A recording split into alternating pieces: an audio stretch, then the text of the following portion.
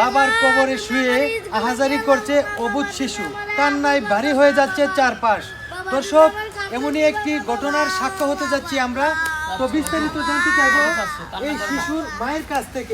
তো আপু, আপনার বাচ্চা অনেক কান্নাকাটি করতেছে, সম্ভবত আপনার স্বামীকে অনেক আদর করত, কিন্তু আপনার স্বামী কিভাবে মারা গেল?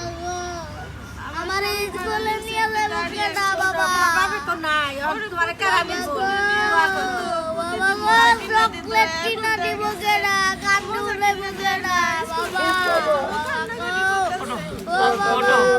বাবারে কান্না কর না, ওঠো। আব্বার আব্বার কষ্ট হবে, ওঠো বাবা, ওঠো।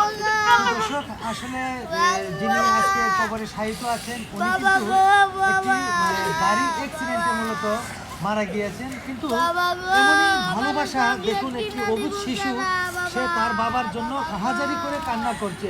তো আমরা একটু বাচ্চার কাছে যাবো। আঙ্কেল, একটু সোজা হয়ে বসো তো, একটু কথা বলি বাবা, একটু কথা বলি।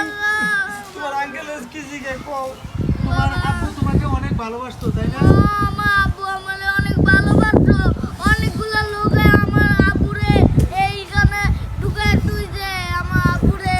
আব্বা দেখতে তো পাচ্ছেন একটি বাচ্চা, সে কিন্তু ঠিকঠাক কথা বলতে পারতেছে না। কি সুন্দর করে বললো যে অনেকগুলো মানুষ এখানে ঢুকিয়ে রাখছে। আসলে সে কিন্তু এইটা বুঝতে পারতেছে যে তার বাবারে হয়তো জোর করে এখানে ঢুকিয়ে রাখছে, এখানে কবরে শায়িত আছে। তো দর্শক, এখানে কিছু বিষয় আছে, তাদের সাথে একটু কথা বলবো। তো ভাই, লোকটা যে মারা গেল উনি কেমন ছিল? ভাই তোর তো অনেক ভালো মানুষ ছিল ভাই, আমার দেখি সালাম দিত, কার সাথে খারাপ করবে। ও বাবা আমার স্কুলে নিয়ে এই যাবে শিশুর কান্না শুনে আমার হচ্ছে করতে পারছি না। বাবা, আমার অনেক ভালো স্কুলে মানুষ ছিল, সবাই বাবা। সালাম দিত। ও বাবা আমার ছেলেরে অনেক ভালো হইতো। বাবা।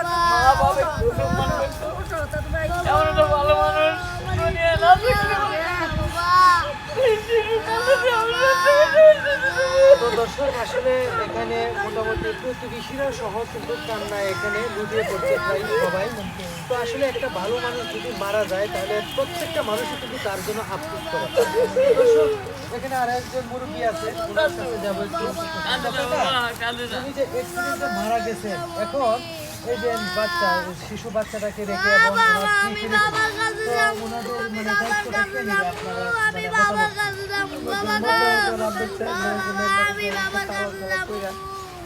ব্যবস্থা করতে হবে, লোকটা খুব ভালো,